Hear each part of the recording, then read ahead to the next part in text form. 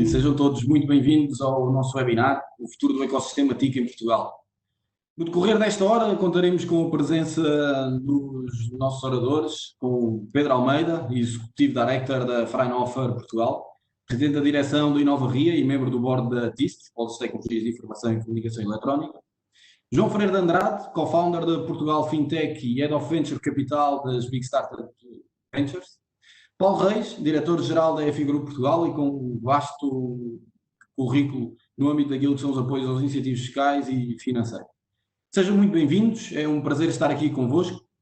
E a propósito do tema que nos traz aqui hoje, sobre o futuro do ecossistema TIC em Portugal, gostava de começar por partilhar uma notícia convosco sobre o destino de Portugal para o ambiente TIC. Portugal está-se a tornar um país cada vez mais atrativo, com skills elevados em outras línguas e uma capacidade inata de trabalhar em ambientes multiculturais, fazem parte daquilo que é o ADN do ser português. O Fórum Económico Mundial, recentemente, e como podem ver nessa mesma notícia, referiu que Portugal é um excelente laboratório para a adoção de novas tecnologias. Diria que o foco crescente em ID está a aumentar de uma forma progressiva e, felizmente, com excelentes resultados naquilo que é a competitividade do país a médio e longo prazo. A propósito disso, Pedro, gostava de te perguntar o seguinte: é mais ou menos consensual que as empresas portuguesas se adaptaram rápido à realidade que vivemos. Na tua opinião, do ponto de vista tecnológico, é algo que as empresas já vinham a estruturar, conforme também está transposto nessa mesma notícia, ou é algo que se deveu, de algum modo, à capacidade, se me permites a expressão, à capacidade de desenrasque dos portugueses? Boa tarde, mais uma vez, António. Antes de mais, deixa-me agradecer o convite da FI Iniciativas. Para mim é uma honra e um prazer poder estar aqui convosco esta tarde para falar um bocadinho daquilo que é uma paixão que tenho, né, das tecnologias de informação e comunicação, e também para partilhar convosco algumas informações, algum conhecimento que tenho acerca da forma então como o setor reagiu e como as organizações também estão de alguma forma a reagir a este enquadramento temos atualmente, que é uma pandemia, efetivamente. E respondendo à tua questão, né, de uma forma direta, bem, nós temos que começar por perceber que, efetivamente, no setor das TIC, eu diria principalmente até nos últimos 10, 15 anos, houve efetivamente um investimento muito, muito grande. Isto até foi um investimento que, se calhar, muitos de nós não nos apercebemos, à medida que ele ia sendo feito, porque, em termos práticos, nós não estávamos a usufruir na totalidade desse investimento que foi feito a nível das tecnologias de informação e comunicação, né, para os grandes operadores, etc. Mas o que é certo é que agora que a nossa realidade mudou drasticamente, não é? Nós mudámos de um ambiente em que os nossos colaboradores estavam dentro de portas a trabalhar no escritório com os seus terminais, não é? com os seus portáteis, e tinham acesso a uma determinada infraestrutura, não é? E uma infraestrutura também, diga-se, bastante boa, não é? Do ponto de vista das tecnologias de informação e comunicação. De repente tivemos que dar um salto num curto espaço de tempo para um ambiente de teletrabalho. E eu confesso-vos que aquilo que é a minha percepção é que isto também foi um teste muito grande àquilo que era a capacidade tecnológica instalada no terreno, porque vejam que já passaram mais de 2 meses desde que nós estamos neste ciclo nesta situação de epidemia, mas não foi por causa disso que deixámos de conseguir fazer webinars como este, em que temos excelente qualidade de áudio, excelente qualidade de som, e também que eu tenha conhecimento, não foi reportada nenhuma situação de uma quebra grave de infraestrutura que levou a uma quebra de serviço que impedisse as pessoas estarem a comunicar também por estas vias. Até consigo ir também para outros exemplos, não é? Toda a infraestrutura que está montada com as nossas escolas, toda a infraestrutura que está montada com os nossos hospitais, não é? Neste momento, eu não vos consigo dar números concretos, mas se calhar temos mais de, sei lá, 100 mil alunos, não é? Espalhados por todo o país, que diariamente, durante a manhã e a tarde, estão a assistir a aulas através da televisão, estão a ter aulas através do Zoom, através do Microsoft Teams, etc. Não é? Tudo isto são ferramentas, a maior parte delas que já existiam, não é? Elas não foram criadas de propósito agora, só que fruto daquilo que era o contexto da nossa realidade anterior a este ambiente de pandemia, não eram tão utilizadas como estão a ser utilizadas atualmente, ok? Portanto, desse ponto de vista, eu diria que não houve aqui nenhuma capacidade de desenrasque, né? Nós não tivemos que estar a fazer nada à última da hora para conseguirmos manter aqui alguma capacidade de trabalho, né? Especialmente para quem está ligado a este setor da STIC. Houve sim, foi uma necessidade de adaptarmos o nosso estilo de vida e de adaptarmos os nossos hábitos de trabalho para conseguirmos trabalhar no modelo de trabalho à distância e no modelo de teletrabalho, que é efetivamente aquele que hoje em dia a maior parte das empresas de tecnologias de informação e comunicação têm em prática. Eu tenho conversado bastante, não é, com diversas pessoas que estão ligadas também ao tecido empresarial, fruto das diferentes responsabilidades que tenho, mais ligadas ao TIS.pt e também à Inova Ria, não é, que é uma associação de empresas, de empresas de base tecnológica na região de Aveiro. E, por exemplo, houve algumas empresas que acabaram por ter que fazer ou ter que recorrer ao mecanismo de layoff. Essas empresas, eu diria a maior parte delas, eram empresas que tinham equipas que trabalhavam também como suporte no terreno, ok? Para fazer manutenções, para fazer assistências, mas, por outro lado, empresas que estão ligadas, por exemplo, ao ramo da eletrónica, empresas que estão ligadas também ao ramo das tecnologias de informação e comunicação, não há conhecimento, ou não tenho pelo menos conhecimento de situações onde houve grandes quebras de produtividade ou grandes quebras de negócio. Antes, pelo contrário, também houve aqui um desafio grande para as empresas da área TIC para conseguir dar resposta a tudo isto que foram as necessidades também das diferentes organizações, não é, dos diferentes setores, para poderem estar a trabalhar neste regime do teletrabalho.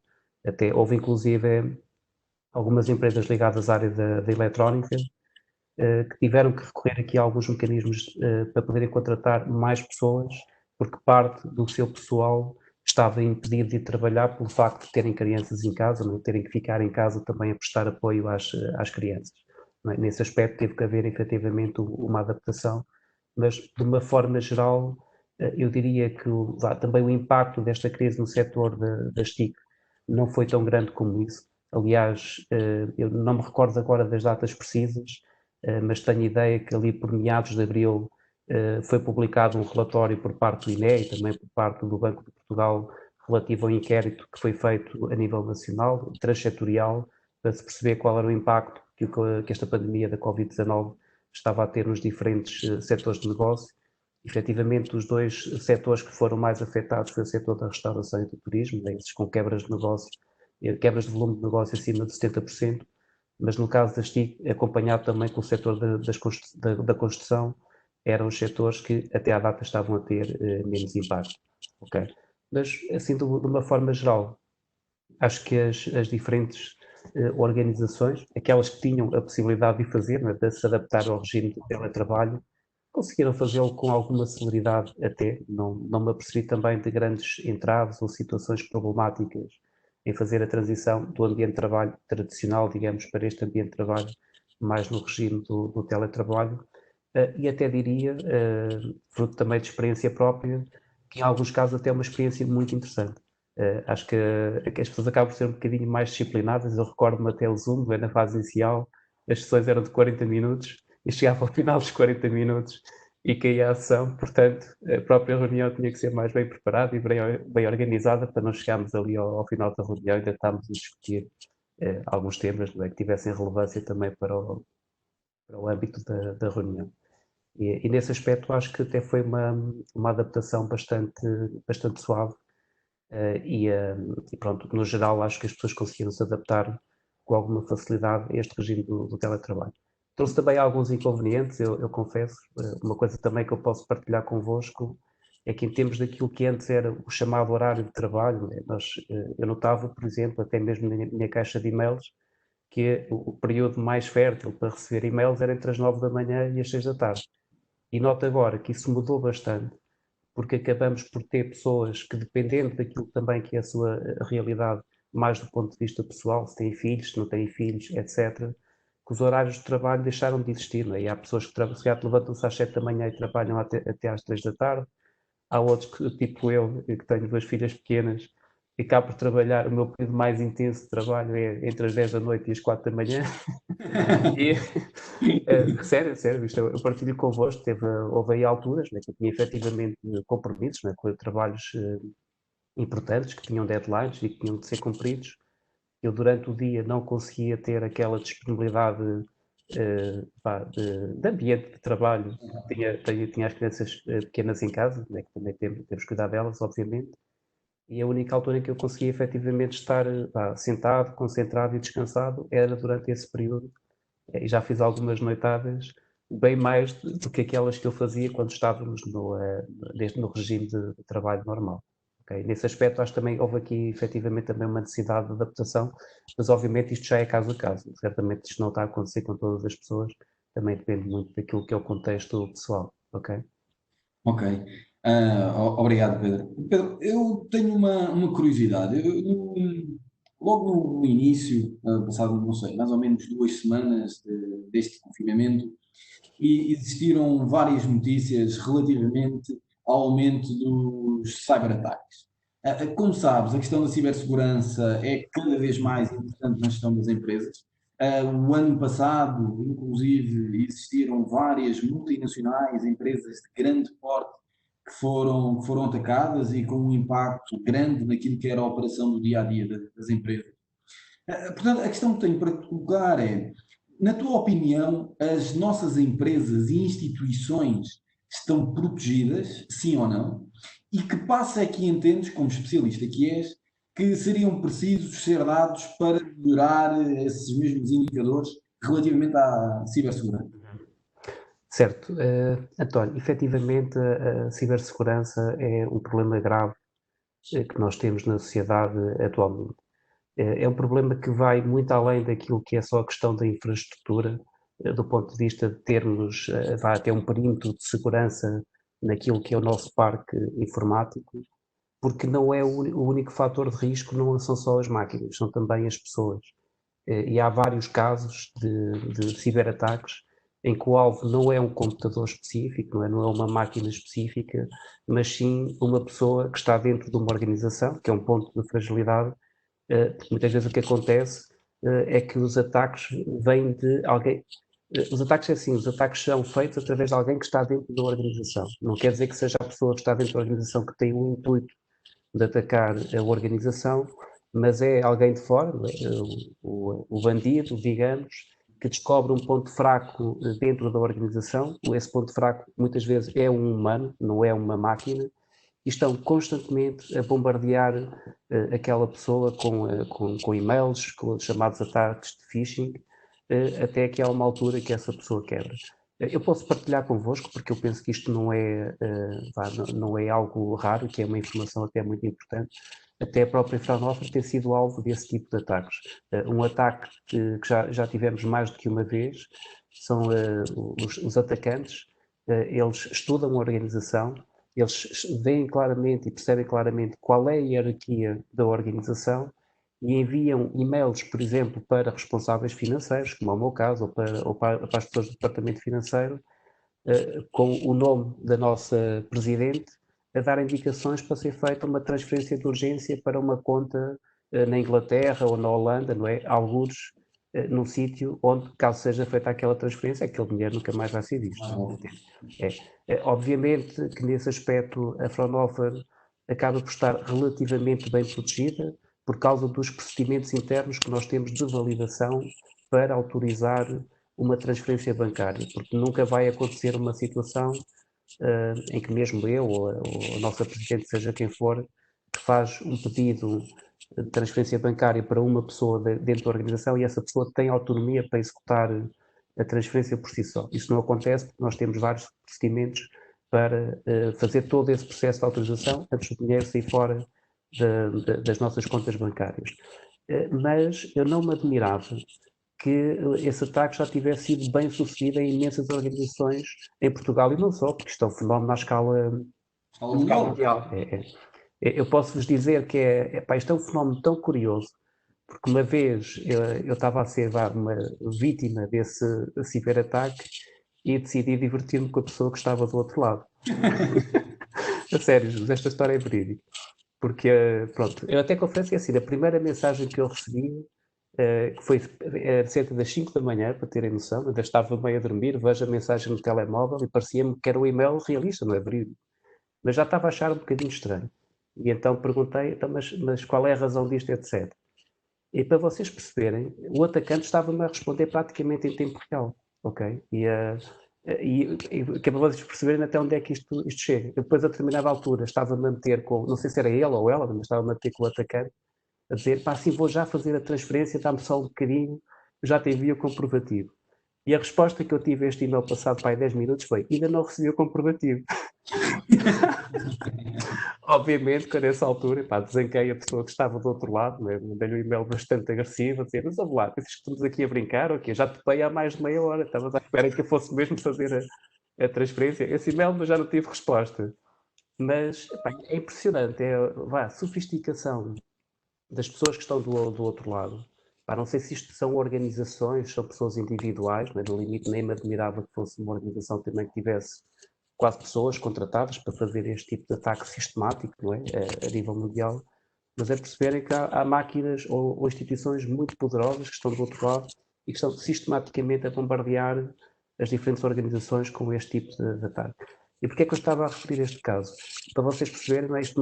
Aqui a fragilidade não é a máquina. Não é? Eu posso ter a melhor firewall do mundo, posso ter a rede mais bem fechada do mundo, não é?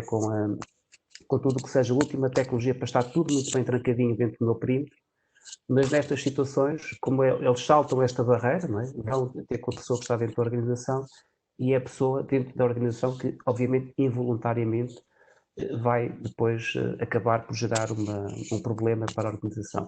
E que diz isto... Quando a melhor sugestão que poderíamos dar a quem nos está a ouvir será a criação de redundâncias de procedimentos, como indicaste. Também. E não só, também informação às pessoas, não é? É importante hoje em dia que haja também informações, até porque, eu diria, grande parte destes ataques também são conhecidos em termos da literatura, em termos que quem trabalha mais nesta área da cibersegurança, obviamente que não estou a dar novidade nenhuma, porque estas são situações que acontecem até, infelizmente, nos nossos dias com bastante frequência. Só que a única forma que nós temos para combater este tipo de situações é através de formação interna. Também temos que formar os nossos colaboradores e trabalhar ao nível dos processos, até porque, por exemplo, uma forma também de confirmar se a mensagem é autêntica ou não é além do nome que vem no e-mail, porque o nome era o correto, a organização ou o endereço de e-mail válido, muito provavelmente é um desses ataques de phishing, ok? Também temos... Sim, força, António. O que me assusta mais é efetivamente a possibilidade, e temos vários casos de celeridades, de resgate de dados pessoais que são importantes, de algum do nosso, pronto, de coisas íntimas e pessoais que não devem ser domínio público. Certo. Isso também é um grande problema que existe atualmente, também já há vários casos reportados ao nível desse tipo de ataque, que é os chamados ransomware. Os ransomware também, a maior parte das vezes, o ataque não vai a uma máquina, é uma pessoa que está dentro da organização, que executa um fecheiro com o tal software malicioso e, mais uma vez, é uma pessoa dentro da organização que involuntariamente depois acaba por contaminar toda a rede, não é? E depois perpetrar o ataque. Até para quem trabalha mais nesta área da cibersegurança, há um conceito que é o chamado, em inglês acho que é zero tolerance, mas em português deve ser tipo tolerância zero, que é não se confia em absolutamente nada nem ninguém dentro daquilo que é uma rede de computadores, quer seja internamente ou externamente, entende? Só que depois do ponto de vista da interação dos utilizadores com as redes e com os sistemas, é algo muito penoso porque pede-se autenticação para tudo, é como se nós, para cada passo que tivéssemos a dar, tivéssemos que estar sempre a autenticar, que é para os sistemas terem a certeza que não é um agente malicioso que está a fazer ali aquele ataque. São algumas também das técnicas que se usam para tentar combater estas situações. Mas em concreto nessas áreas dos ransomware e também daquela parte agora não me recordo bem do termo, mas é quando estamos ali a pedir dinheiro a uma pessoa para não divulgarmos, por exemplo, imagens maliciosas. Também houve casos reportados, até agora, por causa destas ferramentas de teletrabalho, de pessoas que estavam a gravar o vídeo, como provavelmente nós estamos a fazer nesta sessão, não é? Depois pegam na cara de pessoas famosas e fazem montagens de vídeo, não é, com conteúdo para adultos, e depois ameaçam essas pessoas que, se não pagarem quantias significativas de dinheiro, que vão divulgar aquelas imagens depois através da internet. E aqui, apesar de nem sequer serem imagens reais, não é? Porque aquilo na prática é uma montagem de vídeo, também acaba, em grande medida, por ser danoso para quem está a ser alvo deste tipo de situação e deste tipo de Sempre voto. danoso para a imagem, não Exatamente, ok. Portanto, é uma área onde efetivamente ainda existem muitas fragilidades. Também só, não quero estar a monopolizar aqui a conversa, obviamente, mas recordo-me também, há algum tempo atrás, a falar com algumas pessoas que estavam ligadas a grandes unidades industriais portuguesas, mas imagino que esta realidade também seja comum fora de Portugal, que partilhavam comigo também um bocadinho este sentimento, que era, do ponto de vista físico, eles estavam perfeitamente protegidos, tinham seguranças, tinham, sei lá, não sei quantos mecanismos de proteção, câmaras de videovigilância, etc., mas tinham a noção, as pessoas que estavam à frente destas organizações, que do ponto de vista da cibersegurança ainda estavam muito atrasados, ok? Porque no limite a ameaça não é uma ameaça física que vem de fora da organização, não é? E que entra dentro dela, pode ser o tal software malicioso que entra dentro da empresa e que, numa questão de segundos, consegue inoperacionalizar, não é? E parar completamente uma empresa. Em alguns casos têm sido públicos, a EDP ainda recentemente também foi alvo de uma grande tentativa de ciberataque. Imagino também que deve haver muitas outras que nem sequer acabam por ser do nosso conhecimento, mas hoje em dia, infelizmente, é uma das áreas onde as organizações também precisam de investir para não estarem, eventualmente, em que ir a algumas situações de fragilidade. E só um último conselho também, que eu acho que este é importante, para aquelas pessoas ou entidades que forem vítimas do ransomware, cuidado, porque muitas vezes a primeira fase do ataque é efetivamente bloquear os fecheiros da organização, e a empresa tem que pagar para poder desencriptar os fecheiros, né, para voltar a ter acesso à informação. Só que, regra geral, o que acontece é que estas empresas que são vítimas destes ataques, os seus dados são todos copiados para servidores externos. E é com esses dados que depois os atacantes estudam a organização, que veem as tais situações, não é? Quem é o diretor financeiro, quem são as pessoas que têm autorização para poder executar determinadas operações, regras geral financeiras, dentro destas organizações que foram alvo dos ciberataques, e muitas vezes até pegam em e-mails que circularam dentro da organização para, com esses e-mails, estarem a pedir mais uma vez para se fazerem transferências, etc. Ok? Portanto, especialmente para quem já foi vítima deste tipo de situação, eu diria cautelar ainda mais depois a sua proteção interna, para garantir que não vai, mais uma vez, ser alvo depois de outro tipo de ataque. Porque muitas vezes as coisas são feitas em cadeia, entende? A primeira fase é o tal ransomware, mas a seguir é muito provável depois que venham outros ataques, fruto dos dados e da informação que essas pessoas tiveram acesso, ok? Pedro, obrigado pelos teus conselhos, já volto a ti. João, olá, bem-vindo. A propósito da questão da cibersegurança, acredito que tenhas uma opinião muito própria com o fintech. Entendo que naquilo que são as operações da fintech seja um ponto crítico naquilo que diz respeito à sua atividade. Portanto, peço que partilhes um pouco da tua visão relativamente à área que estávamos a abordar. Não, olha, em primeiro lugar, agradecer muito o convite, e sem dúvida que é um ponto essencial na atividade das fintechs. É um gosto, agradeço a FI. É aqui um gosto estar com todos, e eu gostei de ouvir a partilha do Pedro e destes horários e deste período de confinamento, que realmente deu para experimentar numa nova realidade de teletrabalho massificado e, portanto, dito isto, é um gosto estar aqui, e indiretamente ao tema, sem dúvida, quer dizer, é um problema enorme. A cibersegurança, e para o fintech é absolutamente essencial, porque senão nos podemos esquecer de uma coisa: o setor financeiro, seja ele tecnológico ou mais clássico, vive da confiança, e da confiança de que as pessoas, quando vão colocar o seu dinheiro lá, fazer as suas operações através de lá, estão com garantias de segurança física, porque não se esqueçam que os bancos arrancam com grandes cofres e sistemas de cofres, mas também hoje em dia, e se calhar até é mais importante, digital. Isso é uma das bases de toda a operação do setor financeiro. Muitos de nós nunca vimos o dinheiro que temos. É um número num computador, numa aplicação, e nós queremos ter disponível quando precisamos dele. E muitas vezes até o conseguimos transacionar por um cartão ou uma aplicação e, portanto, não há nunca contacto físico com esse dinheiro. E, portanto, como acontece noutras geografias, eu próprio já vivi noutras geografias, em que quando é a primeira geração que está a trabalhar com o banco, muitas vezes depois vai lá bater à porta do banco para garantir que o dinheiro está lá e que tem confiança no sistema. Portanto, nós já usufruímos um legado de várias gerações a utilizar o sistema bancário mais os cartões, portanto, assim muito massificado, e hoje em dia numa vertente digital. E, portanto, só para dizer que, sim, sem dúvida a cibersegurança é absolutamente essencial, em específico o ponto da confiança. Só Portugal Fintech, que acabamos por representar várias fintechs e especiais portuguesas, isso é obviamente muito importante, por diversas razões. Quer dizer, temos membros, nem que seja porque temos membros, por um lado, que são especialistas no tema de cibersegurança. E este tema, quer dizer, são múltiplos. Dou o exemplo da Locker, que é uma empresa que é especializada em digital onboarding, em gestão da identidade, que obviamente também está indexada ao tema da autenticação.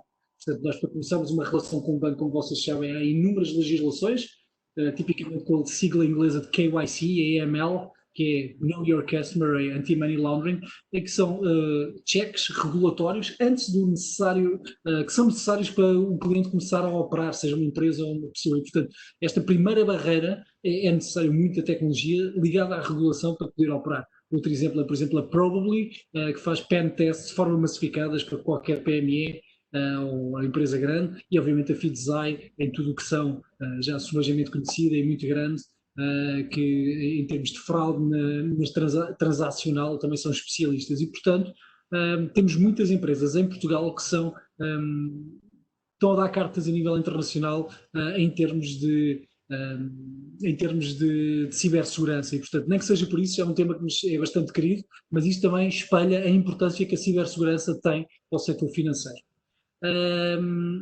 Agora, há aqui temas muito interessantes que aconteceram, não? Que, efetivamente, um cliente para ter confiança é necessário também experimentar. E, efetivamente, com este tema do confinamento, do lockdown, do Covid, nós demos um salto quântico, demos um salto enorme, que se chama, os ingleses tipicamente dizem leapfrog, em termos de experiência na utilização de canais ou experiências digitais. Até pode ser para um bem ou um serviço que eu já utilizava anteriormente, para ser muito simplista, por exemplo, comprar comida. A minha ida ao supermercado era uma rotina que eu tinha, deixei de achar que é seguro, ou as filas eram demasiado grandes, ou seja o que for, e então muita gente experimentou os canais digitais, e foi impressionante, e falavas lá está, do chamado desenrasque, eu diria que o desenrasque viu-se muito aí, porque empresas que não o faziam, por exemplo a padaria portuguesa, que adaptou os seus canais para o digital e que começou a vender a mercadoria que tinha a mais, como se fosse mercearia para as pessoas comprarem. Então, múltiplas PMEs e múltiplas iniciativas que foram exatamente para colocar estas empresas, desde peixarias, desde padarias, toda a gente começou, ou muita gente, toda a gente teve essa possibilidade, começou a usar esta jornada digital para vender os mesmos produtos, mas a compra e o pagamento serem feitos de forma online. Isso, obviamente, que toca num outro setor que é querido à Portugal Fintech, é o setor dos pagamentos. Os pagamentos e os contactless, e toda esta inovação a nível do pagamento, a nível digital, deu também um salto quântico na habituação das pessoas. Dois fatores. Porque estamos obrigados a usar, e isso dá confiança quando corre bem. E o segundo fator é o facto de também ter quebrado alguma inércia. Todos nós já sabemos que isso existe. Isto tem décadas. Mas efetivamente, até passarmos a usar, é uma inércia, instalar a aplicação, passar a usar, e agora, isto abriu portas. Será que vai ser o novo normal? Por exemplo, quer dizer, no nível pessoal há muita coisa que agora não estou a fazer, mas que vou voltar a fazer quando tiver a oportunidade. Mas a verdade é que Acreditas que pode ser um impulso para nos aproximarmos, por exemplo, da média da União Europeia? Quando avaliamos a média da União Europeia a nível de compras online, estamos efetivamente muito abaixo. Acreditas que poderá também ser um impulso? Sem dúvida, sem dúvida. Eu diria, não só a nível das compras online, mas, por exemplo, a utilização e massificação de tecnologia como o contactless, que é muito mais higiênico, e neste contexto foi extremada essa necessidade. Portanto, nem só a nível online, mas até no próprio cartão, nós ainda utilizamos muito o chip, e, portanto, há aqui imensos hábitos que realmente eu acho que foram experimentados, portanto, quebrou de certo modo alguma inércia. E, quer dizer, e é impressionante, e basta olhar, nós temos múltiplas empresas em Portugal a fazer um trabalho muitíssimo interessante nos meios de pagamentos, e para a nossa audiência acho que é interessante ver empresas como a Switch Payments, que está a dar cartas também a nível global em orquestração de meios de pagamento diferentes. Para quê? Para quem é uma empresa que está habituada a vender, não tem que saber de pagamento, de toda a parte relacionada com todas as componentes técnicas dos pagamentos e de gestão desse, e realmente a Switch Payments faz isso on behalf deles. Portanto, eu diria que sim, a cibersegurança é absolutamente essencial, saltou para um primeiro plano. E as nossas fintechs portuguesas têm cartas a dar no tema e, portanto, obviamente que é algo que nos é muito caro. João, eu tenho reparado que ao longo do teu discurso, e agradeço-te por tal, até tens dado exemplo de algumas empresas.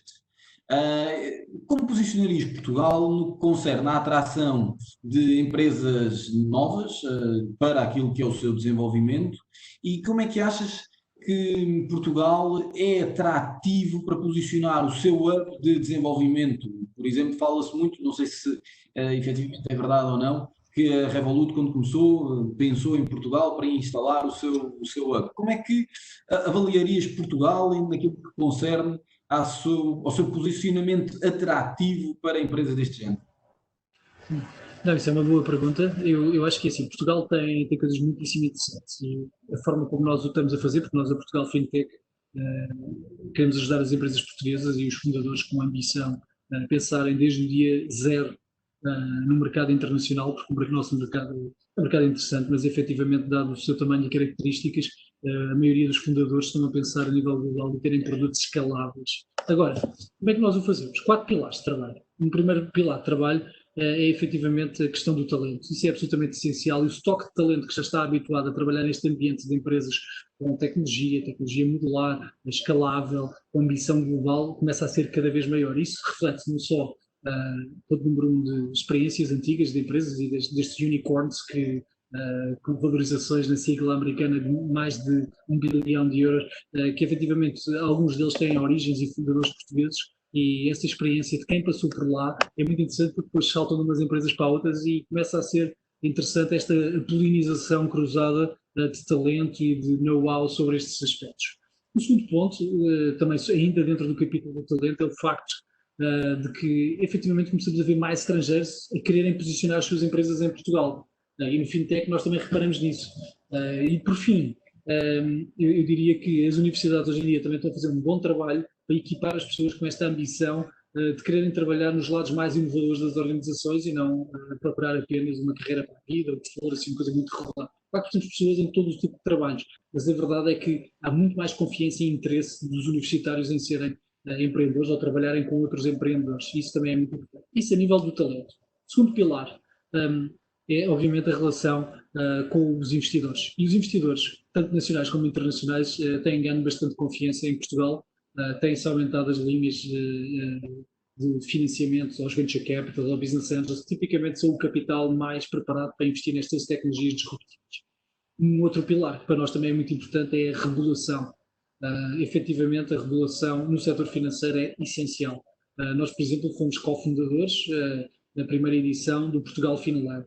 Portugal FinLab é um Innovation Hub regulatório, portanto, em que tanto o Banco de Portugal como a CMVM, a Autoridade dos Seguros e Fundos de Pensões, disponibilizaram-se para receber os inovadores, sejam pequenos ou grandes, mas quem tiver um projeto de inovação e poder dar-lhes feedback concreto. Aliás, as inscrições para a segunda edição, segundo batch, estão abertas agora e terminam no final de maio no site da portugalfinlab.org. E é, obviamente, um canal muito interessante para, seja quem for, que está a inovar no setor financeiro, receber feedback regulatório. E, portanto, efetivamente, um terceiro, um quarto e último pilar é, obviamente, a relação com os incumbentes. O que é que eu quero dizer com isto? Com players maduros, que sejam bancos, seguradoras, e em Portugal é interessante porque as fintechs, também se calhar pela natureza de não termos um mercado B2C tão grande, somos apenas 10 milhões de habitantes, que é excelente, mas há países muito maiores em que se ganha muito maior escala, no exemplo mais extremado, China e Índias, mas também mesmo na Europa, vamos competir com as Alemanhas, Itálias, Inglaterra, a nível de volume de França, o volume de população não é mesmo Espanha, e portanto não temos vantagem por aí, portanto muitas delas especializaram-se no B2B. O que é que eu ia dizer com isto? Portanto, servir bancos, seguradoras ou PMEs, e portanto é muito interessante ver que Portugal tem 80% das suas fintechs nesse espaço. Porquê que isto é importante? É importante porque realmente temos que criar boas condições para isso. E o exemplo que eu tenho discutido largamente com o Paulo, com o FI, efetivamente nós também devíamos criar um regime mais atrativo, por exemplo, no regime do CIFID para as fintechs, que realmente hoje em dia o R&D, a inovação, não é só feito in-house, pode ser feito fora de casa e estas empresas e este desenvolvimento poder ser elegível e equiparável a efeitos de CIFID. E, portanto, para estas TICs, para estas empresas de tecnologia poderem realmente competir e não termos a balança desequilibrada, era importante equiparar este regime. Porque, efetivamente, hoje em dia, e quer dizer, basta ver também nas farmas, nas empresas farmacêuticas, hoje em dia eles têm muito R&D interno, mas também estão muitas a comprar startups que realmente já passaram muitas fases e as que sobreviveram, eles fazem stock pick das que sobreviveram melhor. Portanto, é um bocadinho aquela teoria darwinista de quem sobrevive. Vamos agarrar essas e efetivamente há muitas TICs a fazer bom trabalho, são grande alavanca para não se ter que replicar tudo, não se ter que repetir tudo. Quer dizer, eu falei-vos há bocado do digital onboarding da Loca. Faz sentido um banco ter 40 especialistas em cibersegurança, em identidade, nestes temas regulatórios, só para abrir contas? Isso não faz sentido, eles têm muitíssimas outras necessidades e, portanto, esta capacidade de termos peças depois são encaixadas e que isto se possa equiparar ao trabalho que é feito internamente é muito importante para o desenvolvimento do TIC em Portugal, do FinTech em Portugal e posicionar Portugal como um hub de inovação. Obrigado, João. Efetivamente, a questão do CIFID é algo que nós estamos vindo a trabalhar em conjunto e é algo que carece, efetivamente, de uma revisão urgente. Paulo, a propósito disso, e antes de mais, bem-vindo. Na tua opinião, depois desta pandemia que irá terminar, entendes que o tecido empresarial português está mais ou menos competitivo quando comparado a outros mercados nossos concorrentes, que, por exemplo, o João teve a probabilidade de falar, como, por exemplo, Espanha, Itália, Alemanha, sobretudo no mercado europeu e noutros campos? Bem, antes de mais, boa tarde a todos.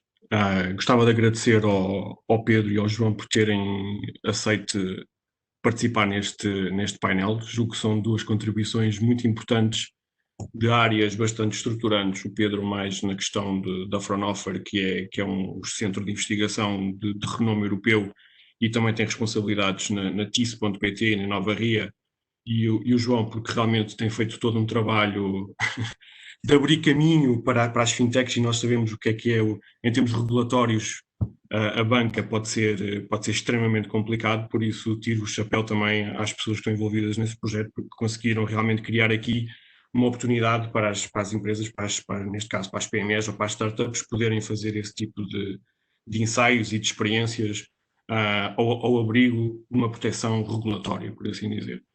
Relativamente à tua questão, António, eu, quer dizer, como português não poderia estar mais orgulhoso daquilo que é o nosso tecido empresarial. Acho que nós somos tão ou mais competentes do que qualquer outra empresa a nível europeu, até a nível mundial. Falta-nos competitividade, eu diria, não tanto em termos de talento e daquilo que nós fazemos, porque se formos a ver o talento, aquilo que as universidades conseguem produzir, nós temos os incumbentes, as multinacionais que vêm para cá instalar os seus centros de excelência realmente para captar esse talento, por isso estamos a fazer as coisas bem. A questão que se põe aqui é realmente criar as condições para que as empresas portuguesas possam ser competitivas em quê? Eu diria que em 3 pilares, essencialmente. Mais a nível fiscal, a nível financeiro e a nível de funding. Okay? Porquê é que eu estou a referir estes três pilares? Nós fomos a analisar, pegando um bocado naquilo que o João estava a referir, o CIFID, que é o Sistema de Incentivos Fiscais em Investigação e Desenvolvimento Empresarial, que deveria ser um indicador para Portugal daquilo que é feito a nível de investigação e desenvolvimento. Nós temos uma aprovação anual à volta de 400 milhões de euros em investimento de ID, ok? Ou seja, neste momento, o ano passado, o indicador que existe é que houve 400 milhões de euros de investimento em D, investigação e desenvolvimento, CIFID. Mas, no entanto, se formos olhar para outro indicador, que é um indicador que é utilizado pela Eurostat a nível da Europa, que é o IPCTN, que é o Inquérito ao Potencial Científico e Tecnológico Nacional, vamos ver que o investimento declarado pelas empresas que foram consultadas foi de 1.100 milhões de euros.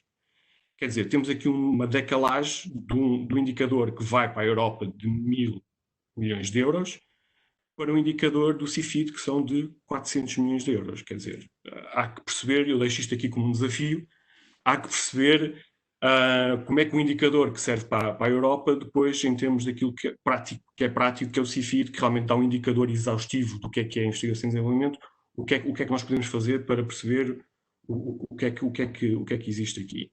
Se formos esmiuçar ainda um bocadinho mais aquilo que é o CIFID, destes 400 milhões de investimento de ID, que é feito pelas empresas, e digo isto, feito pelas empresas, as empresas realmente pagam os ordenados, pagam as despesas correntes, com a eletricidade, com o gás e tudo mais, e em alguns casos até pontuais a subcontratação, destes 400 milhões, traduz depois em 240, 250 milhões de euros de incentivo.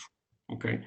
E este incentivo é algo que as empresas depois podem deduzir naquilo que é o modelo 22 para pagar menos impostos. É um benefício que existe para as empresas.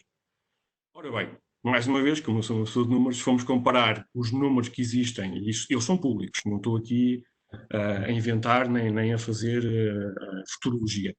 Se formos a ver os números que existem na autoridade tributária, relativamente especificamente ao CIFID, o valor que é deduzido anualmente pelo conjunto das empresas que utilizam o CIFID, estamos a falar à volta de 100, 120 milhões de euros. Por isso, mais uma vez, a ANI aprova à volta de 300 milhões, mas na verdade as empresas o que conseguem deduzir, por assim dizer, é à volta de 100 milhões.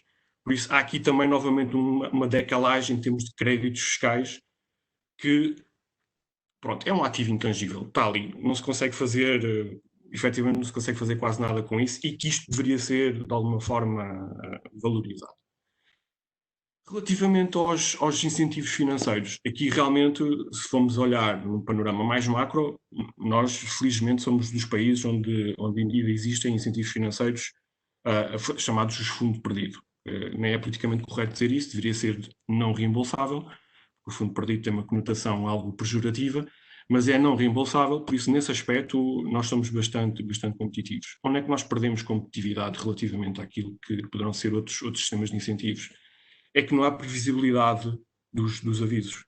Ou seja, eu como empresário, se quiser fazer um investimento, e como nós sabemos, o dia a dia do empresário é fazer dinheiro, não pode estar à espera que, eventualmente, numa hipótese remota, daqui a 6 meses, ou daqui a um ano vai haver um aviso, ou então é amanhã que vai haver o aviso, quer dizer, eles não conseguem funcionar assim, tem que ter alguma previsibilidade para perceber como é que vão fazer o seu investimento, fazer o payback, negociar com fornecedores e tudo mais.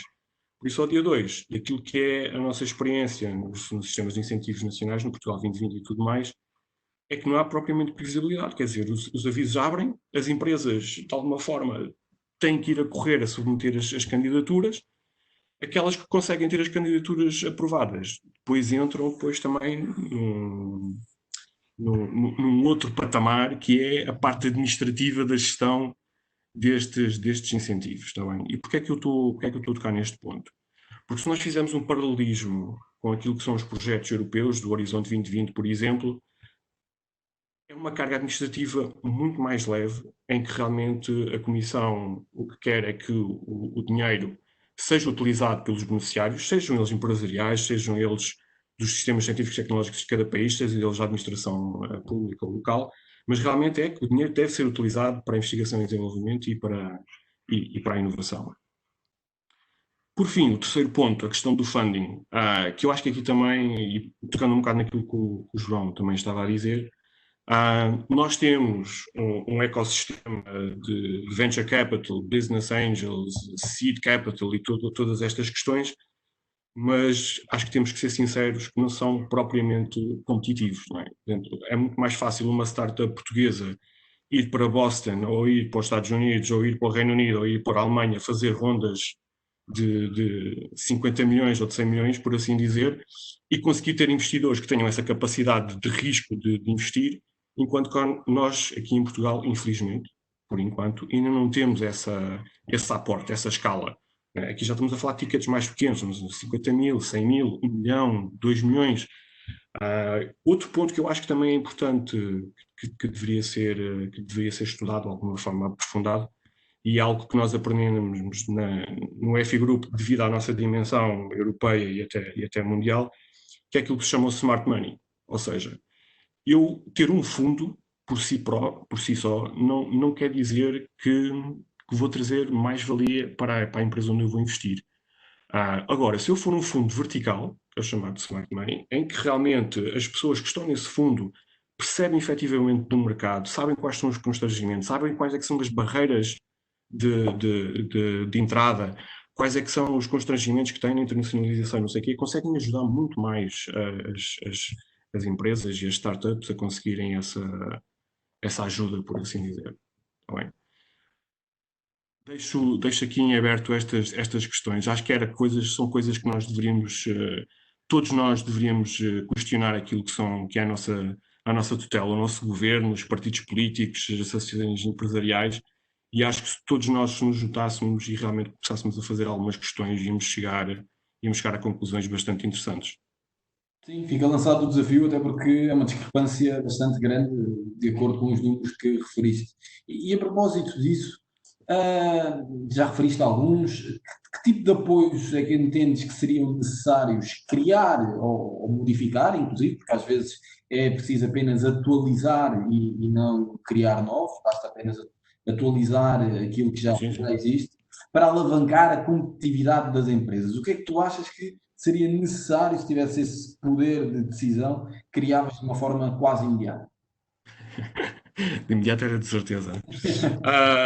Bem, nós, como tu sabes, nós já há volta de 5, 6 anos que andamos a partilhar, ou seja, ao fim e ao cabo, nós partilhamos essa informação, não vendemos, não cobramos por esses estudos que nós andamos a fazer, até porque nós participamos num estudo há 6 anos atrás, encomendado pela Comissão Europeia, para fazer uma análise relativamente aos sistemas de incentivos que existem na Europa versus os seus 7 concorrentes naturais a nível mundial, e a conclusão que nós chegamos, e que está espelhado nesse estudo, é que realmente os Estados Unidos e o Japão são exímios no aproveitamento dos incentivos que dão às empresas. O que é que isto quer dizer? Para além de eles ajudarem as empresas na parte de investigação e desenvolvimento, a grande aposta, efetivamente, destes dois grandes mercados é traduzir o ID na inovação, ou seja, traduzir isto num produto, num serviço que possa ir para o mercado e que possa ser vendido, que possa ser internacionalizado. E realmente o resultado do estudo permitiu-nos chegar a essa conclusão que nós na Europa ainda não temos esse nível de maturidade de conseguir traduzir aqui a investigação e desenvolvimento em inovação. Ok?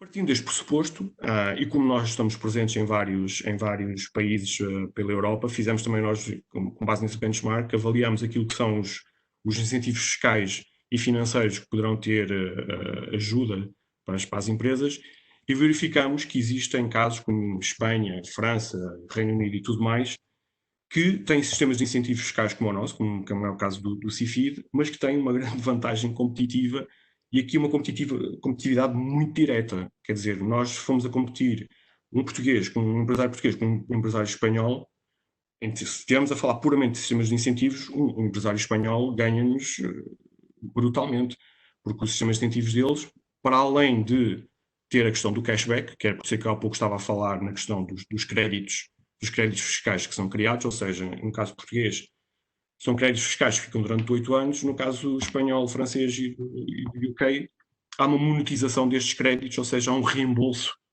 do dinheiro que foi investido.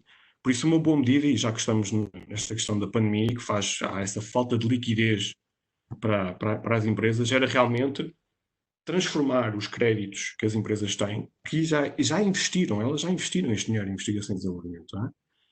Dá-lhes essa possibilidade de monetizar esses créditos, seja através de um reembolso, ou seja através da venda desses postos créditos. Já vi também numa notícia que há uma proposta de um partido político nesse sentido, acho que era algo bastante benéfico.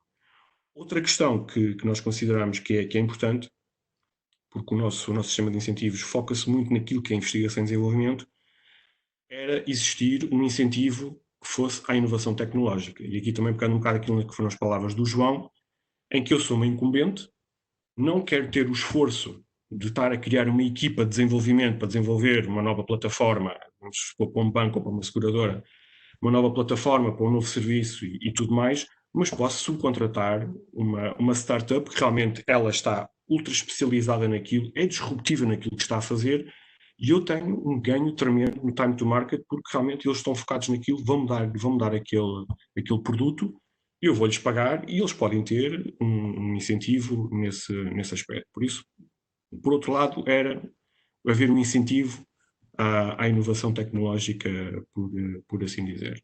Tá bem? Muito bem, agradeço-te. Efetivamente, pode ser que esse projeto de lei avance. É algo que seria bom para a economia e para criar liquidez, como referiste. Pedro, volto a ti, numa pergunta que será comum para vocês os três, até para podermos terminar aquilo que é o nosso webinar.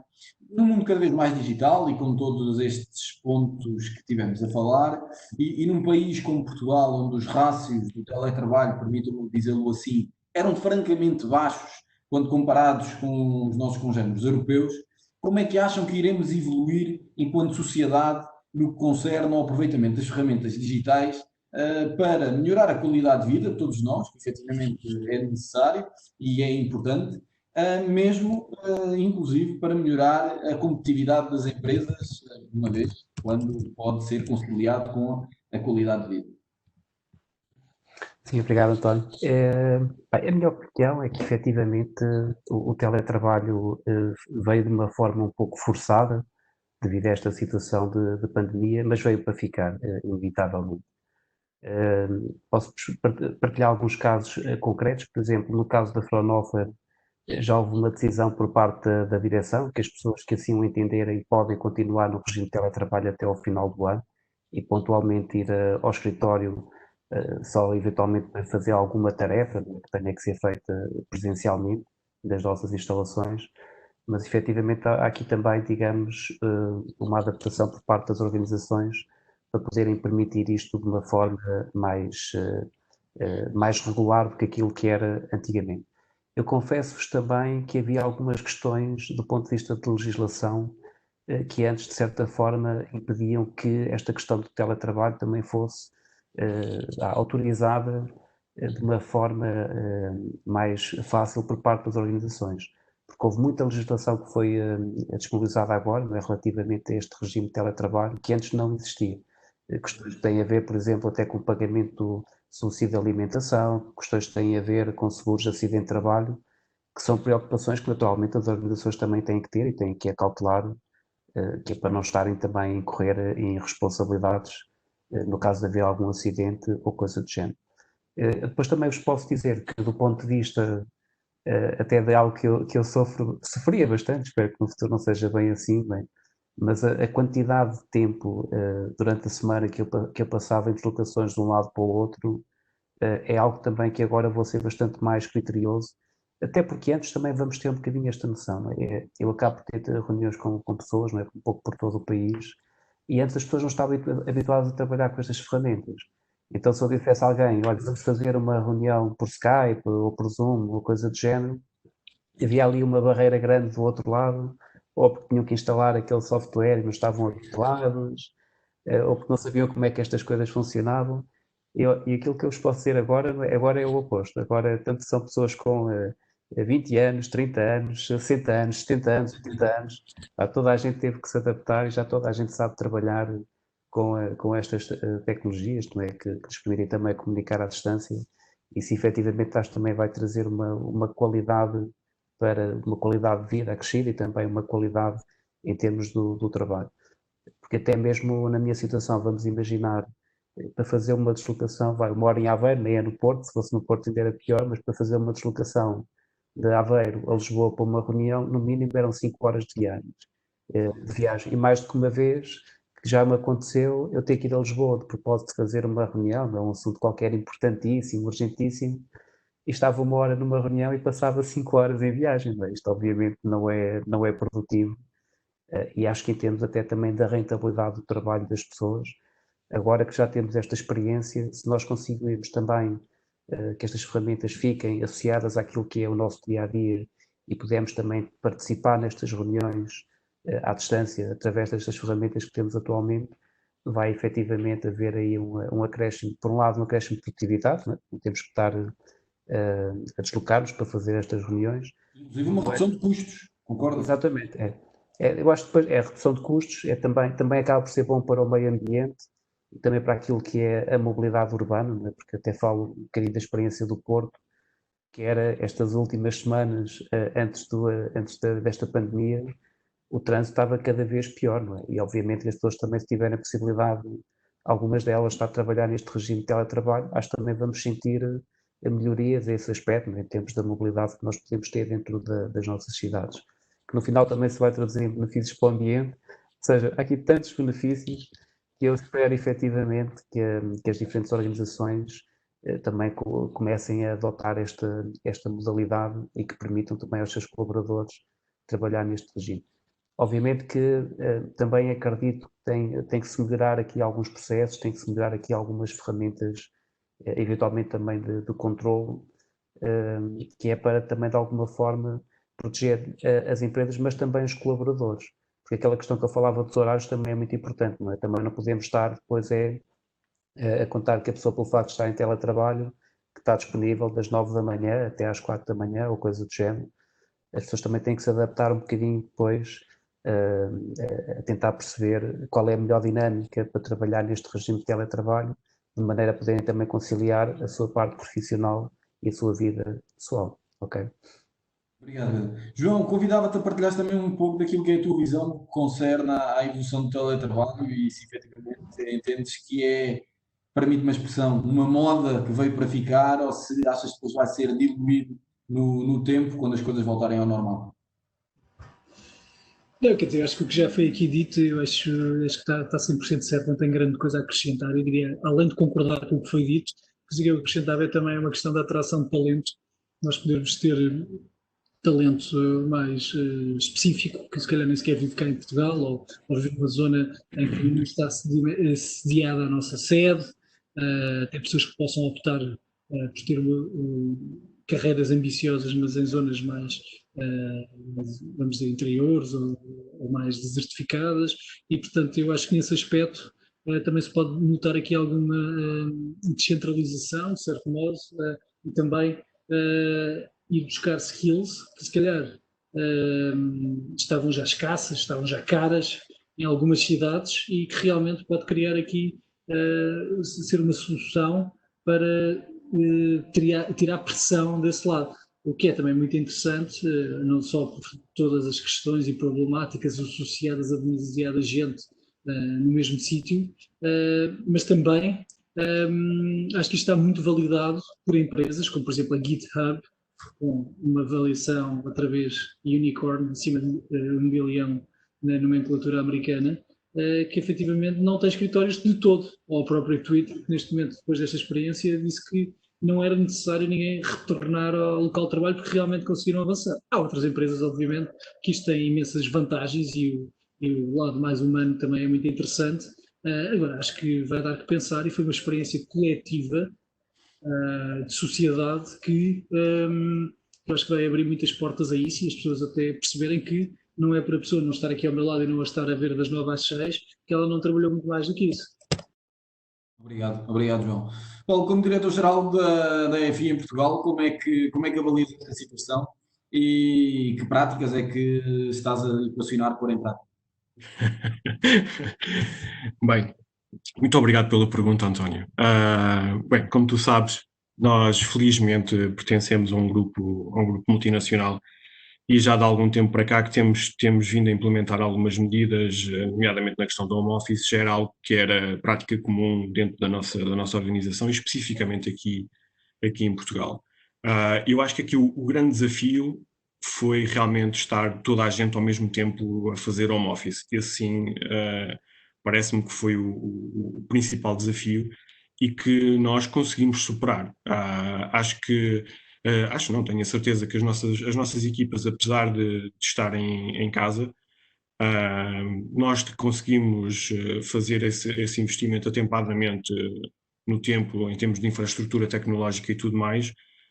Também somos certificados na ISO 27001, por isso temos a questão da cibersegurança e a proteção de dados que está assegurada, e que para nós acabou por ser um bom teste, e que, muito sinceramente, demonstrou também aos nossos clientes que nós, para além do serviço de excelência que nós já fazíamos, continuávamos a estar bastante presentes nas solicitações que eles tinham, apesar de não estarmos fisicamente presentes, porque ainda há muito esta cultura das reuniões presenciais e das pessoas terem que estar sentados numa mesa, cadeira, e conseguirem ver-se fisicamente, mas realmente os nossos clientes conseguiram perceber que o nosso nível de serviço e o nosso nível de solicitação esteve sempre lá, e acho que aqui o nosso grande desafio, e para ti também, foi mais em termos da questão das vendas, porque nós somos uma empresa de realmente de contacto de pessoas com cargos de bastante responsabilidade e que têm agendas complicadíssimas, e conseguir chegar a essas pessoas de uma forma normal já era complicado, então numa situação de pandemia torna-se mais complicado ainda. Mas a equipa conseguiu realmente dar volta a essa questão. Começamos a fazer reuniões digitais, por assim dizer, e conseguimos superar estas coisas todas. Agora, gostava também só de reforçar a questão que o João e o Pedro também tinham dito, que isto conseguir conciliar aquilo que é a vida profissional com a vida pessoal é sempre um desafio. Já numa situação normal já era desafiante. Numa situação de pandemia em que a maior parte das pessoas, e aquelas que têm filhos, ou então que têm familiares que têm que ter alguns cuidados continuados e não sei o quê, para além de ter que estar a trabalhar e estar a fazer esta gestão familiar, é realmente para mim o maior desafio neste momento. E acho que temos que depois, quando isto esvaziar um bocadinho, fazer essa análise e perceber realmente o que é que podemos fazer para melhorar estas questões e dar esse conforto e essa qualidade de vida às pessoas. Se bem que no meio de uma pandemia é um bocado difícil conseguir fazer outra coisa, não é? Sim, acho que agora a palavra que impera é um pouco de paciência e empatia uns com os outros. Bem, eu gostava de abrir o espaço para algumas questões que existem, que nos está a ouvir.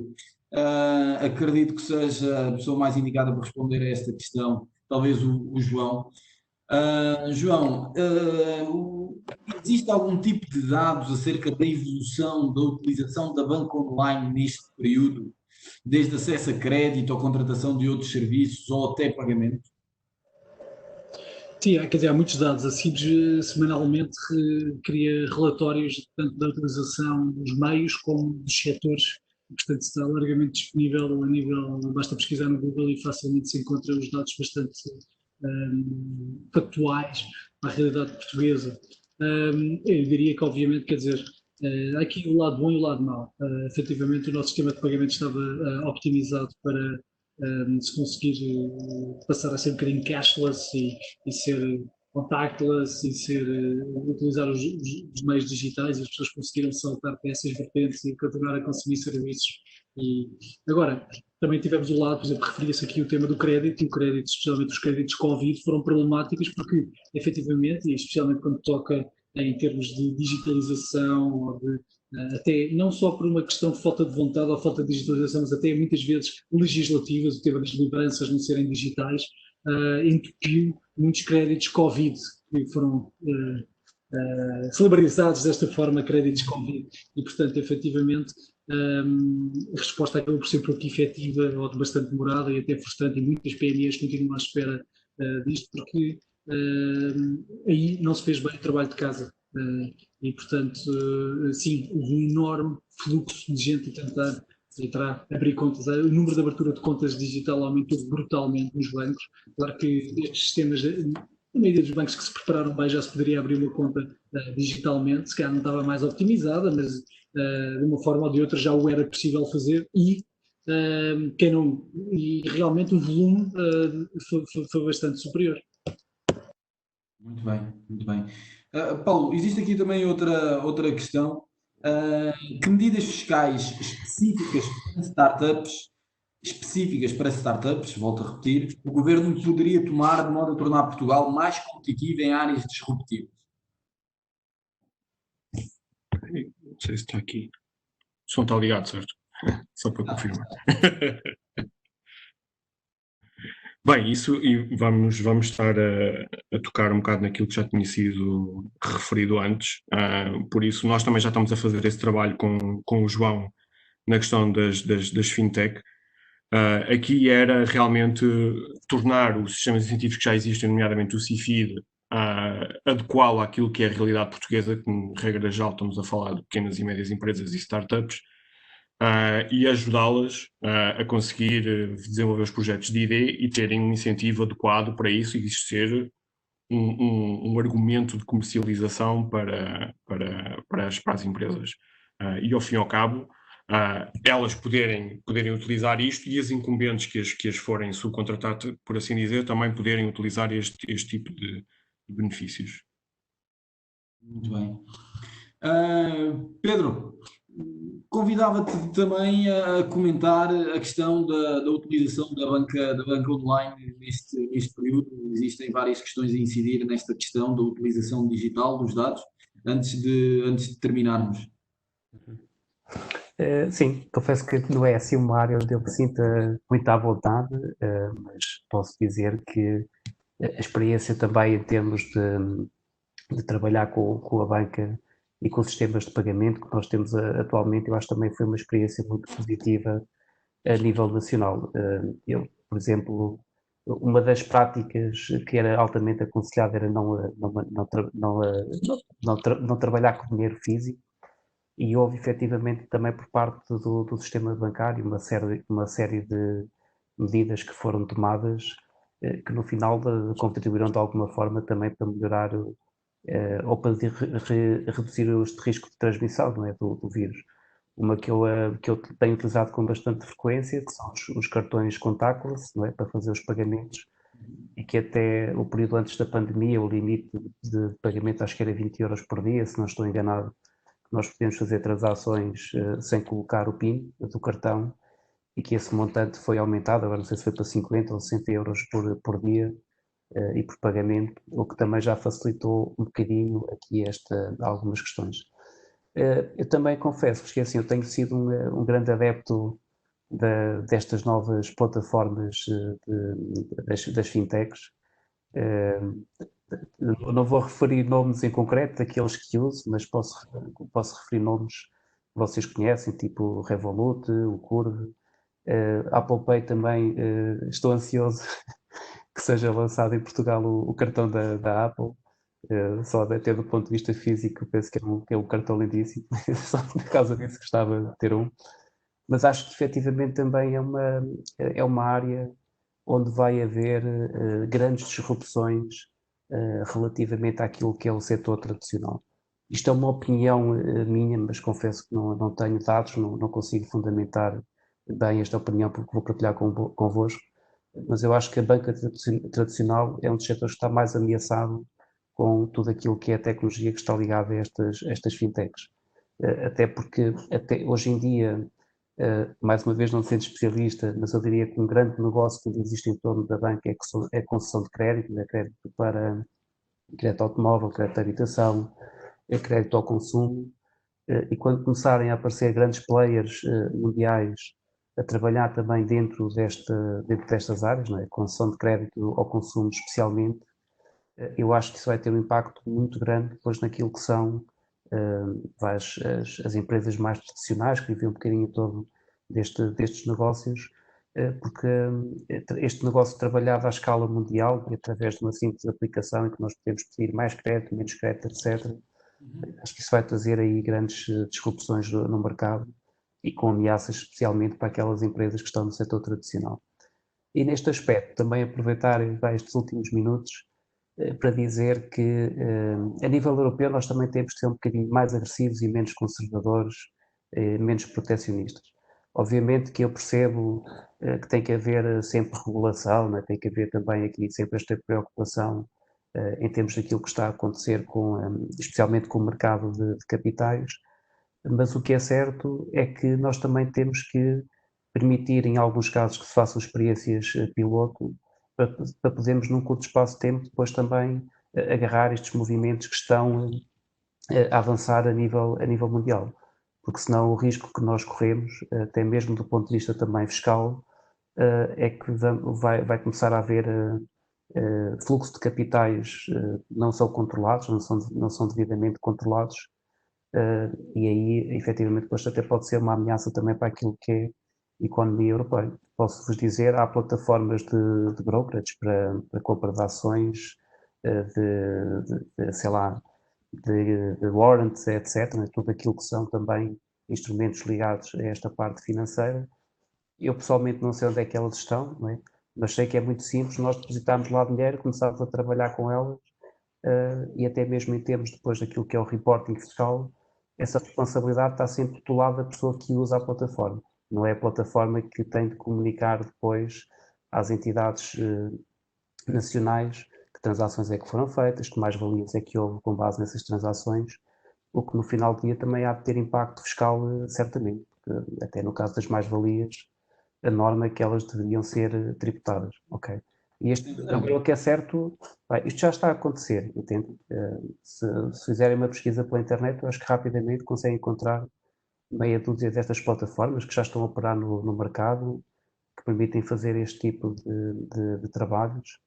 Agora, efetivamente, ou a Europa também se começa a adaptar um bocadinho a esta realidade, e não só no setor da banca, mas também noutros setores, e também reforçado um bocadinho com outra questão, também já se bateu aqui um bocadinho neste fórum, que é, ao fim e ao cabo também, mesmo em termos depois da parte de funding para estas iniciativas, como o Paulo dizia bem dizia muito bem há pouco, há a necessidade efetivamente de tudo aquilo que é o setor, o mercado dos fundos de investimento e dos business angel, de poderem reorganizar-se, trabalhar em conjunto, a nível europeu mais uma vez, que é também para podermos ser competitivos, no mínimo com os Estados Unidos.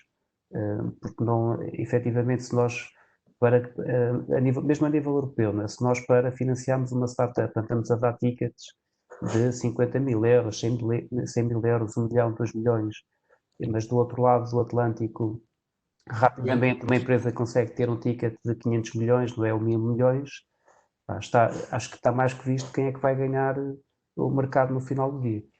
E grandes plataformas já nos invadiram há muito tempo, as Google, as Facebook, as Airbnb, etc. E do lado da Europa, felizmente ainda conseguimos ter um ou outro caso de sucesso, mas mesmo assim comparado com estes gigantes, não é, das plataformas, a maior parte está a vir tudo do outro lado do mundo. Mas também há aqui um fenómeno curioso, que nós ouvimos falar há pouco, mas é o fenómeno que está a acontecer na Ásia, com grandes concorrentes até para o próprio Google, para o próprio Facebook, etc., mas que nós acabamos por não os conhecer porque não fazem parte, ou estão mais afastados da nossa geografia. Mas o que é certo é que a Ásia também, nesse ponto de vista, hoje em dia já dá cartas em muitas áreas tecnológicas. Eu acho que aquilo até que tem estado a ficar mais para trás é mesmo na Europa, e que também temos que acordar para a vida antes que seja demasiado tarde, no último caso, para não ficarmos também atrasados naquilo que é esta evolução tecnológica mundial. Okay? Obrigado.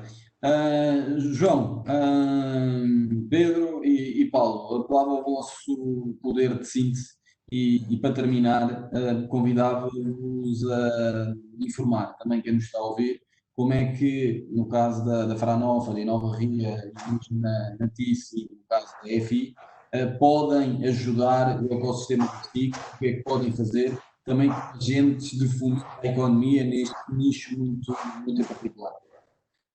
Se calhar começamos por ti, Pedro, se não te importa. Muito bem, pronto. Olha, eu vou tentar ser o mais breve possível.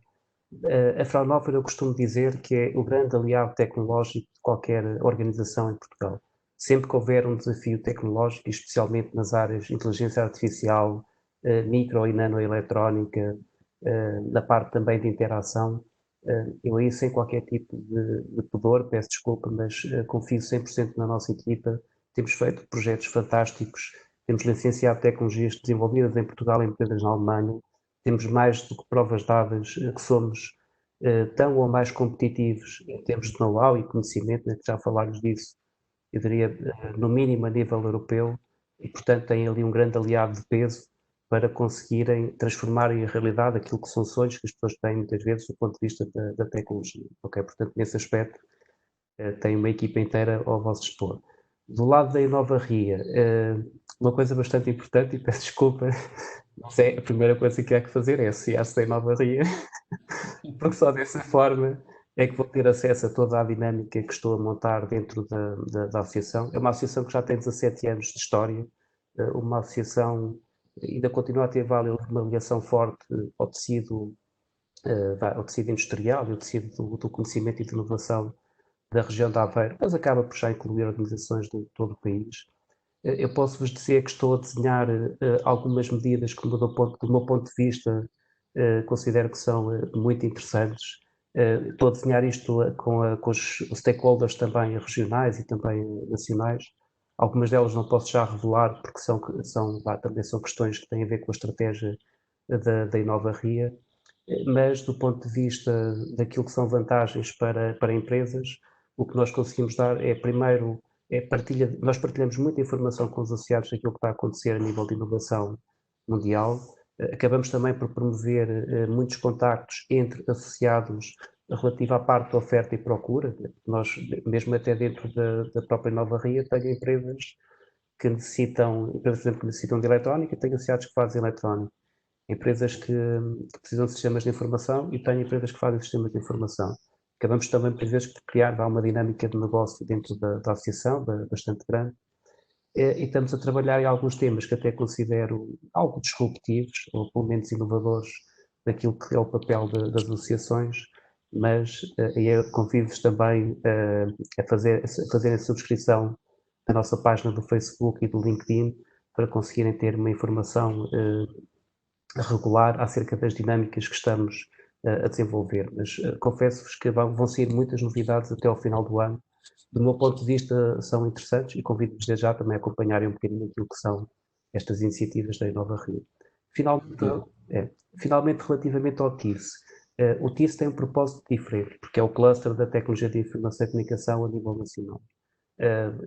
Eu vou ser claro, o TIS muitas vezes também trabalha enquanto instrumento de lobby, lobby no bom sentido, não é lobby no mau sentido, porque eu pessoalmente só conheço lobby no bom sentido, e é prática que existem, essas práticas existem em todo o mundo, em Bruxelas existe lobby, em todo lado existe lobby, mas para defender aquilo que são os interesses do setor das TIC, e também, por outro lado, para conseguirmos recomendar o governo, isso tem muita proximidade com alguns dos ministérios do nosso governo, naquilo que são medidas que nós também acreditamos que podem facilitar e beneficiar a implementação e o impacto destas atividades de ID no tecido económico nacional. Algumas delas já foram aqui referidas, há uma série de outras também que nós temos vindo a partilhar e aconselhar também as entidades do governo. Uma coisa também é certa, efetivamente o nosso sistema de incentivos tem que ser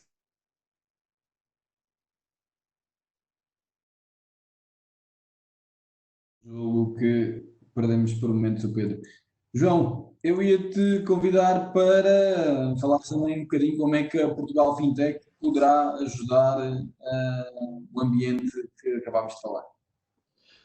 Sendo muito sintético, Portugal Fintech, como o nome indica, tem que ser empresas, podemos ajudar empresas que estão a desenvolver o setor financeiro de forma mais abrangente, desde tecnologia para o setor financeiro, dos pagamentos, de gestão de riquezas, portanto, chamada Wealth Management, RegTech, portanto, tecnologia da regulação, a InsurTech, tecnologia dos seguros, e, portanto, é muito por aí que nós podemos ajudar.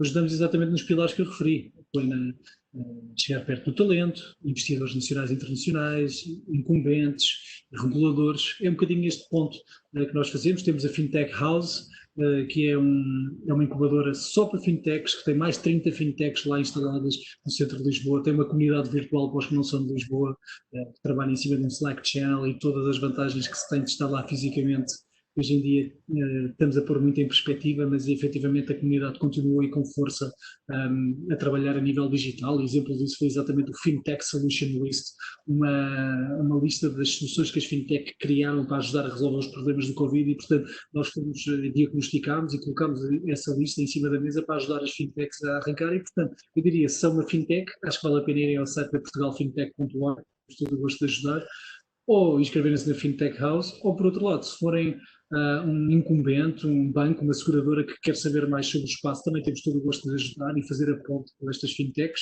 E obviamente se forem um investidor nas áreas de TIC, também temos muitas fintechs e várias delas em fase de fundraising que também poderemos fazer chegar essa informação. Portanto, eu diria que somos um bocadinho aqui um conector do ecossistema fintech. Obrigado, João. Paulo, deixo contigo o remate final. Estás em mute? Grupo. Estou em mute. Agora já não? Agora já não, foi o Fábio. Obrigado, Fábio. Bem, nós, a F Group, como também já é de conhecimento, pelo menos aqui em Portugal e em todos os mercados onde nós estamos, prestamos um serviço de excelência naquilo que são o funding, o procurement de funding para a investigação e desenvolvimento e para a inovação. Nós temos uma equipa formada por engenheiros que são licenciados, mestres e doutorados em várias áreas do saber, por assim dizer, naquilo que são as chamadas engenharias clássicas. Por outro lado, também temos pessoas que são formadas nas áreas mais financeiras, diria economia, contabilidade, gestão de empresas e tudo mais. Por isso conseguimos complementar aquilo que é um diálogo específico técnico sobre um projeto, como depois a parte financeira de como é que nós conseguimos depois enquadrá-lo e fazer todas as projeções e tudo mais do projeto. Por isso temos estas valências todas, temos um track record subejamente conhecido, somos seguramente os líderes de mercado, posso dizer isso com bastante humildade, porque realmente aportamos este know-how nestas duas vertentes. Por outro lado, temos vindo a fazer um trabalho junto de algumas organizações para realmente despertar esta questão da melhoria dos sistemas de incentivos que nós temos, e aqui falo mais como português, como cidadão português, nacionalidade portuguesa, do que propriamente como diretor-geral do F Group em Portugal, porque, pegando um bocado naquilo que eu tinha dito há pouco, quer dizer, acho extremamente injusto como é que nós, numa situação de igualdade com um empresário espanhol, um empresário francês, ou do Reino Unido, ou seja, o que for, estamos logo à partida em desvantagem porque eles têm sistemas de incentivos que os podem verdadeiramente ajudar e a criar liquidez naquilo que é as suas operações.